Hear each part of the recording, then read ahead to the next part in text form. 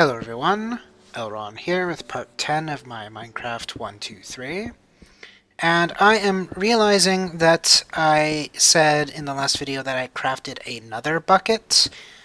Let's just say I forgot that that was the first bucket I ever made.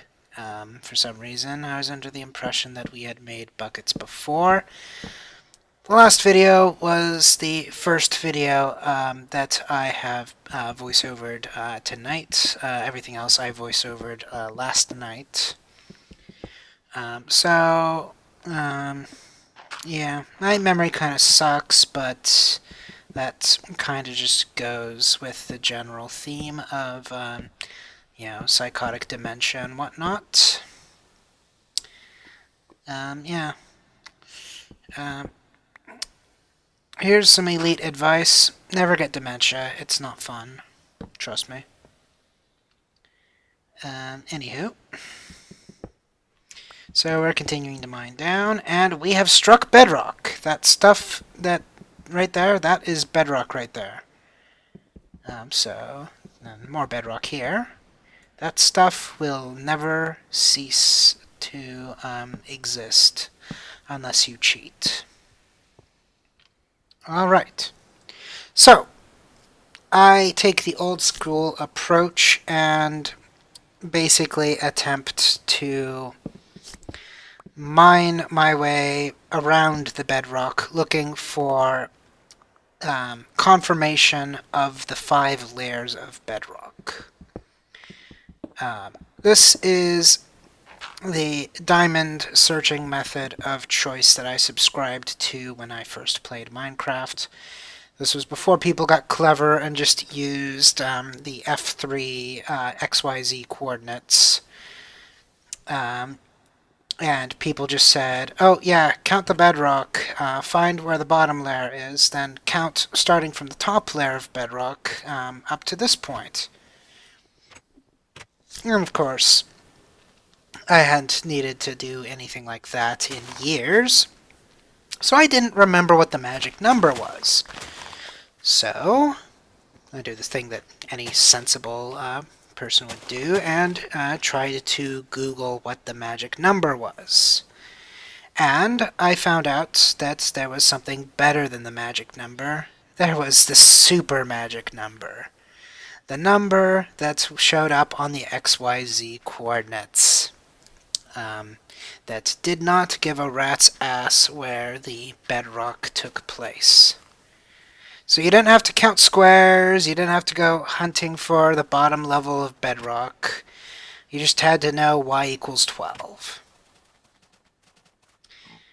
But it looks like I am starving to death, so I need to come over to the pig pen and make my little trap door and whatnot so that I can jump down, have these guys breed, and then feast. Alright, so those 2 pigs make a baby. Then this guy, for some reason I try to have him make a baby, but, they're tapped out, they don't care. And so, okay, there's no way you're getting a free meal. So you're the one that's going to become my free meal. And technically that little baby replaced him anyways, so who gives? And so now we are ready to get ourselves out of here. Pigs don't seem to like to jump quite as high as the sheep, so I feel perfectly safe leaving it at 3 deep instead of expanding to 4 deep. And pigs are kind of worthless. I mean, yeah, you can use those saddles to piggyback ride them. And, yes, I have reached true starvation and I am taking damage for it. And it's like, I don't think I'm going to survive long enough, so I'm going to eat some rotten flesh. I don't care that I'm going to get sick. I could wait until the sickness wears off before eating the real food that will put me back into proper status. Actually, funny enough, I remember back when I watched Tobuscus forever ago. He was one of the YouTubers that I watched a long time ago. He would take like video game trailers and sing to their theme songs and whatnot. Um, the Assassin's Creed Brotherhood was a good one. I highly recommend going out and looking for that. And so, anyways, he did a Let's Play of Minecraft at some point, and a friend of mine basically had me watch a few select ones of it, and it was interesting because it became apparent at some point that Tobuscus had this delusion that the pigman zombies in the netherworld were ignoring him because he ate rotten flesh. He thought that that hunger debuff thing with the little swirling stuff around, he thought that was like zombie pheromones or something like that, and it gave him basically a anti-aggro buff. So he used to eat that stuff while in the netherworld, traveling and exploring and stuff. Really funny once I figured out, what its real effects were and how the pigmen actually just don't fight anyone unless they're fought first, and that kind of stuff. But I was certainly very amused. And so now I am poaching a bunch of pigs that are not mine. I decided it's not worthwhile to try to shepherd them over because I've got my 2 adults and 1 baby, and that's more than enough to breed an army. So might as well take the easy pickings here because I've already got the workings for a sustainable system. And I need food now. I mean, I might not be hungry right now, but I need more.